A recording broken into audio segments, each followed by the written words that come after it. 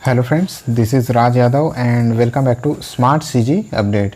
तो फ्रेंड्स, आज का ये वीडियो आपके लिए बहुत ही ज़्यादा इम्पोर्टेंट होने वाला है, क्योंकि यहाँ पर हम लोग बीएड और डीएलएड जितने भी बीएड और डीएलएड के स्टूडेंट हैं उनके एडमिशन की बात हम लोग करने वाले हैं। तो जैसे कि आप सबको पता है कि कल आप लोग का रिज़ल्ट घोषित हो चुका है, रिज़ल्ट आ चुका है, आपको रैंकिंग मिल गई है। अब बाकी है आपकी एडमिशन की प्रक्रिया। तो बहुत सारे स्टूडेंट को जो है कई सारे स्टूडेंट को ये तो पता ही होगा कि किस तरह की एडमिशन की प्रक्रिया होती है, ठीक है। लेकिन बहुत ज़्यादा स्टूडेंट को ये नहीं पता है कि उनकी एडमिशन की प्रक्रिया क्या होती है। तो इस वीडियो में हम लोग पूरी प्रक्रिया के बारे में डिटेल से चर्चा करने वाले हैं कि आपकी एडमिशन की प्रक्रिया कैसी होगी। आपको बिल्कुल घबराने की ज़रूरत नहीं है। बहुत सारे स्टूडेंट रिज़ल्ट आने के बाद ये सोचने में लग गए होंगे कि अब किस तरह से हमारा जो है एडमिशन होगा कॉलेजेस में, किस तरह से हमको क्या क्या फॉर्म भरना पड़ेगा, क्या कुछ होता है, काउंसलिंग वगैरह क्या होता है। बहुत सारे स्टूडेंट को इसके बारे में नहीं पता होता है। तो पूरा डिटेल से यहाँ पर चर्चा करेंगे और बहुत ही आसान भाषा में चर्चा करेंगे, जिससे हर एक स्टूडेंट बहुत ही आसानी से अपने एडमिशन की प्रक्रिया के बारे में समझ पाएगा। तो चलिए स्टार्ट करते हैं दोस्तों आज के इस वीडियो को। स्टार्ट करने से पहले अगर आप लोग चैनल पर नए हैं तो प्लीज़ चैनल को सब्सक्राइब जरूर कर लीजिएगा, क्योंकि इस चैनल पर आपके एडमिशन से रिलेटेड सारे के सारे अपडेट यहाँ पर कवर होते रहेंगे और मैं बिल्कुल आसानी भाषा में आपको गाइड करता रहूँगा कि आपको कब कब क्या कैसे करना है। सारे नोटिफिकेशन आपको इस चैनल से मिलते रहेंगे। तो नोटिफिकेशन पाने के लिए आपको बगल वाले बेल आइकन को प्रेस करके ऑल पर सेट कर देना होगा, ताकि जब भी मैं वीडियोज़ अपलोड करूँ आप तक नोटिफिकेशन पहुँच जाए। तो चलिए दोस्तों, आज के इस वीडियो को हम लोग स्टार्ट करते हैं। तो फ्रेंड्स, आप लोग देख पा रहे होंगे कि हम लोग एक वेबसाइट पर आ चुके हैं यहाँ, जो कि है SCERTCG.gov.in, ठीक है। तो SCERT.cg.gov.in। और ये कौन सी वेबसाइट है? तो दोस्तों, अभी तक आप लोगों ने अपने प्री बीएड का जितना भी चीज़ किया होगा वो सीजी व्यापम के वेबसाइट पर किया होगा, ठीक है। सीजी व्यापम के वेबसाइट पर आप लोगों ने फॉर्म फिलअप किया है, आपका एग्ज़ाम हुआ है, आपका रिज़ल्ट आया है। अब दोस्तों, यहाँ पर सीजी व्यापम का जो है काम पूरी तरह से ख़त्म हो जाता है। सीजी व्यापम का अब यहाँ पर कोई रोल नहीं है। अब आपके रिज़ल्ट को जो है डायरेक्ट हैंड ओवर कर दिया जाएगा SCERT के वेबसाइट पर। SCERT को हैंड ओवर सारी चीज़ें यहाँ पर कर दी जाएंगी। अब दोस्तों, एक चीज़ आप लोग ध्यान रखिएगा, आपको अब हर कुछ एडमिशन का प्रोसेस आपको इसी वेबसाइट पर होगा, ठीक है। तो आपको रेगुलर इस वेबसाइट को चेक करते रहना है। आपको ये वेबसाइट ओपन कर लेना है। मैंने बता दिया SCERT.cg.gov.in। यहाँ से आपको वेबसाइट ओपन करना है और यहाँ पर एक कैप्शन आपको दिखाई दे रहा होगा, बिल्कुल यहाँ पर, ठीक है। आप सभी आई होप देख पा रहे होंगे। यहाँ एक कैप्शन दिया हुआ है, एक अलग से ब्लॉग बना हुआ है, बीएड डीएलएड ऑनलाइन काउंसलिंग, और यहीं पर से आपका पूरा काम होगा। पूरी सूचना आपको यहीं पर से दिखाई देगी। और यहाँ पर एक बीएड का एक नोटिफिकेशन है, डीएलएड का है, प्री बीएड प्रवेश परीक्षा के लिए भी है, बीएड डीएड के लिए। तो ये तो हो चुका है। तो यहीं पर आपको पूरी जानकारी यहीं पर मिलेगी, इसी पर सारे नोटिफिकेशन आएंगे, यहीं पर आपको फॉलो करना है। तो बहुत सारे स्टूडेंट को अभी कुछ समझ में नहीं आ रहा होगा, धीरे धीरे समझ में आने लगेगा। अभी मैं एडमिशन की पूरी प्रक्रिया आपको बहुत ही आसान भाषा में समझाने वाला हूँ।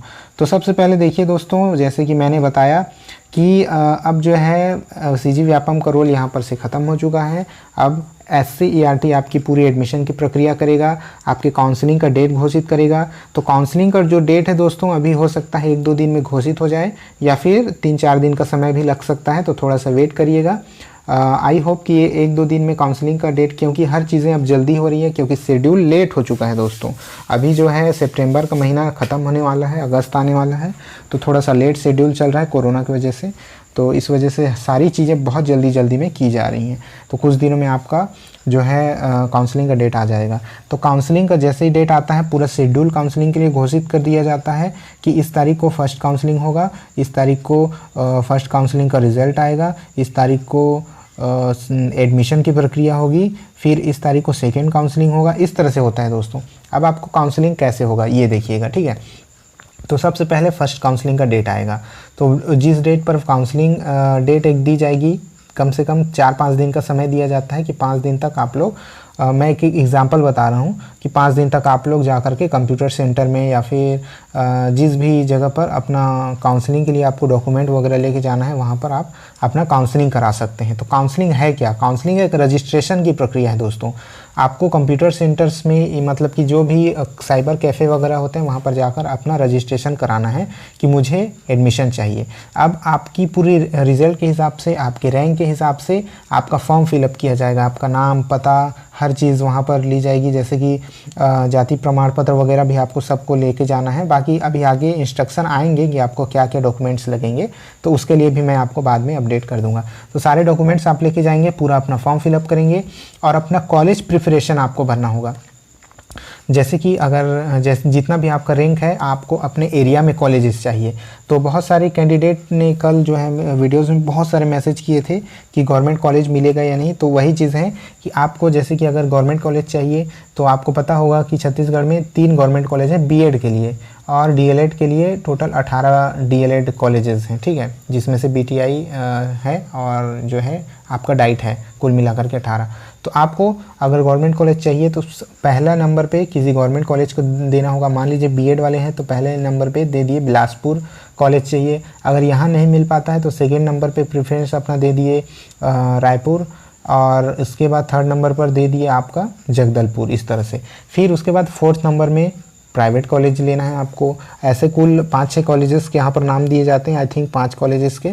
तो उसके बाद फिर अपने एरिया का कोई प्राइवेट कॉलेज आपने डाल दिया। मान लीजिए कि आप अंबिकापुर के रहने वाले हैं तो अंबिकापुर का कोई प्राइवेट कॉलेज होगा, वहाँ का आपने नाम डाल दिया। फिर थोड़ी सी दूर में आपकी उसी के आसपास में और कोई अगर कॉलेज होगा या दूसरे ज़िले में होगा तो 5th नंबर पर वहाँ का आपने डाल दिया। इस तरह से आपको प्रेफरेंस देना होता है काउंसलिंग कराने के टाइम जब आप जाएंगे। तो आप अभी मैं आगे आने वाले वीडियो में आपको पूरा कॉलेजेस की लिस्ट प्रोवाइड करा दूंगा, पूरा कॉलेज, ताकि आपको पता चल जाएगा कि कितने सारे कॉलेज हैं और आपके आसपास के एरिया में कौन से कॉलेज हैं और कौन कौन से गवर्नमेंट कॉलेज हैं। डीएलएड और बीएड दोनों के लिए मैं प्रोवाइड करा दूंगा। तो आप लोग चैनल पर जुड़े रहेंगे, चैनल को सब्सक्राइब कर लेंगे, ठीक है। तो इस तरह से आपको प्रेफरेंस देना होगा, तो इस तरह से आपका एडमिशन होगा। अगर आपसे हाई रैंक वाले बिलासपुर सरकारी कॉलेज में आ जाते हैं तो आपसे हाई रैंक वालों को वहाँ सीट मिल जाएगी, आपको नहीं मिलेगी। फिर आप आ जाएंगे इसके लिए, रायपुर के लिए। फिर अगर रायपुर में भी अगर आपसे हाई रैंक वाले स्टूडेंट ने यहाँ अप्लाई किया होगा तो उनको कॉलेज मिल जाएगी। फिर आप आ जाएंगे थर्ड नंबर के लिए। फिर थर्ड नंबर में जिस तरह से होगा उस तरह से आपकी कॉलेज चूज़ होती है। अब मान लीजिए यहाँ 5 कॉलेज आपने चूज़ किया है तो फर्स्ट काउंसलिंग में आपसे हाई रैंक वालों की वहाँ पर एडमिशन हो जाती है, आप चूक जाते हैं तो दोस्तों आपका एडमिशन फ़र्स्ट काउंसलिंग में नहीं होगा। आपकी अगर मार्क्स थोड़े कम रह जाते हैं तो फर्स्ट काउंसलिंग में आपका एडमिशन नहीं हो पाएगा। फिर सेकेंड काउंसलिंग का डेट आएगा। तो जैसे ही ये फर्स्ट काउंसलिंग का रिज़ल्ट आ जाएगा तो एक लिस्ट जारी की जाएगी, ठीक है, एक लिस्ट जारी की जाती है, एक उसका भी रिज़ल्ट जारी किया जाता है कि आपको कौन सा कॉलेज मिला है। अगर आपको कोई कॉलेज नहीं मिलता है तो वहाँ पर आपको शो कर दिया जाएगा कि आपको कोई कॉलेज नहीं मिला है आपके प्रेफरेंस के हिसाब से। और अगर आपको कॉलेज अलॉटमेंट होता है, आपको कॉलेज दे दिया जाता है, अलॉट कर दिया जाता है, तो वहाँ पर लिखा जाएगा कि आपको थर्ड नंबर का जो है जगदलपुर वाला कॉलेज मिला है या फिर फोर्थ नंबर का अंबिकापुर वाला कॉलेज मिला है। अब दोस्तों इसमें एक चीज़ आप लोग बहुत अच्छे से ध्यान दीजिएगा, आप लोग वही कॉलेज का नाम डालिएगा जहां आप जाना चाहते हैं, जहां आप जा सकते हैं। ऐसा ना हो कि 5 कॉलेजेस आपने चूज़ किया तो 4 कॉलेजेस तक आप लोगों ने अपने पसंद के कॉलेज चूज़ कर दिया और 5वां कोई भी कॉलेज डाल दिया। मान लीजिए आप सरगुजा के रहने वाले हैं और आपने जगदलपुर का डाल दिया जहाँ आप कभी पहले गए ही नहीं हैं और जगदलपुर में जाना भी नहीं चाहते हैं कभी, लेकिन ठीक है क्योंकि वो आपके सरगुजा से दूर पड़ता है। वैसे ही जगदलपुर वाले सरगुजा का, जहाँ सरगुजा में जाकर के पढ़ना नहीं चाहते हैं, तो ऐसी जगहों का अपने प्रेफरेंस में डालना ही नहीं है आपको। बाय चांस ये 4 कॉलेज आपको नहीं मिले और 5वां ही मिल गया तो आपका पूरा काउंसलिंग बर्बाद हो जाएगा, ठीक है, वो फर्स्ट काउंसलिंग पूरा बर्बाद हो जाएगा, आपके पैसे भी जाएंगे, कॉलेज मिलने के बाद भी आपको छोड़ना पड़ेगा, आपको सेकेंड काउंसलिंग की तरफ जाना पड़ेगा। तो वही कॉलेज चूज़ करिएगा जिसमें आप जा सकते होंगे, ठीक है। अब दोस्तों मैंने बताया कि आपका रिज़ल्ट आ गया काउंसलिंग का। फिर जैसे ही काउंसलिंग का रिज़ल्ट आएगा आपको कॉलेज अलॉट कर दिया जाएगा। कॉलेज अलॉट होगा तो टाइम दिया जाएगा 3 से 4 दिन का, वहाँ पर आपको टाइम दिया जाएगा, या फिर 2 से 3 दिन का भी टाइम दिया जा सकता है कि एडमिशन के लिए। तो जिस भी कॉलेज में आपके एडमिशन के लिए अलॉट किया गया होगा वहाँ पर जा करके, उस कॉलेज में जा करके आपको एडमिशन कराना पड़ेगा, अपने डॉक्यूमेंट्स देने पड़ेंगे, फ़ीस देना पड़ेगा, तब जा करके आपका वहाँ एडमिशन हो जाएगा। और जितने भी एडमिशन होने के बाद जितने भी सीट खाली रह जाते हैं उसके लिए फिर सेकेंड काउंसलिंग होती है। फिर सेकेंड काउंसलिंग में भी वही प्रक्रिया अपनाई जाती है। जिन स्टूडेंट का फर्स्ट काउंसलिंग में एडमिशन नहीं हो पाता है वो सेकेंड काउंसलिंग में भरते हैं, फिर से वही प्रेफरेंस चूज़ करना पड़ता है। लिस्ट आ जाती है कि इस कॉलेज में इतने सीट खाली रह गए, इस कॉलेज में इतने सीट खाली रह गए, इस कॉलेज में इतने सीट, उसको देखते हुए आप सेकेंड काउंसलिंग को भर सकते हैं। ठीक है, फिर आप भरेंगे, प्रेफरेंस करेंगे 1 2 3, फिर से वही चीज़ें आ जाएगी कि आपको कौन सा कॉलेज अलॉट होगा, फिर अलॉटमेंट का रिजल्ट आएगा, फिर से आपको एडमिशन कराना पड़ेगा। इसी तरह से दोस्तों 3 काउंसलिंग होती है। ठीक है, फर्स्ट सेकेंड थर्ड 3 काउंसलिंग हो जाती है। उसके बाद फिर क्या होता है, 3 काउंसलिंग के बाद भी अगर जिन कॉलेजेस में सीट खाली रह जाते हैं, कि किसी कॉलेज में 2 सीट खाली रह गए, कि किसी कॉलेज में 4 रह गए, किसी कॉलेज में 6, और बहुत सारे कॉलेज ऐसे रहते हैं जहाँ बिल्कुल सीट नहीं बचती है। ठीक है, तो जितनी भी बच जाती है उसके लिए 4th काउंसलिंग होता है, जिसको कहा जाता है फेस टू फेस। ठीक है, FTF जिसको कहा जाता है फेस टू फेस काउंसलिंग कहा जाता है। तो फेस टू फेस के जरिए डायरेक्ट आप इंस्टीट्यूट में जा कर के बात करके डोनेशन बेस पर आपकी एडमिशन वहाँ पर हो जाती है। इस तरह होती है आपको दोस्तों एडमिशन की प्रक्रिया। तो आई होप आपको पूरी प्रक्रिया यहाँ पे समझ में आ गई होगी कि आपका एडमिशन किस तरह से होगा। आपको घबराना नहीं है, समय समय पर आपको पूरा इंस्ट्रक्शन मिलता रहेगा। जैसे ही नोटिफिकेशन आएगा और भी चीज़ें मैं आपको समझाते जाऊँगा। अगर आपकी अभी कोई डाउट है तो नीचे कमेंट बॉक्स में डाउट अपना ज़रूर लिखिएगा, मैं हो सके तो उसको क्लियर करने की पूरी कोशिश करूंगा दोस्तों। तो आई होप ये वीडियो आपको पसंद आई होगी। लाइक कर दीजिएगा, शेयर कर दीजिएगा दोस्तों के साथ। इस वीडियो में इतना ही था, मिलते हैं नेक्स्ट वीडियो में, तब तक के लिए जय हिंद।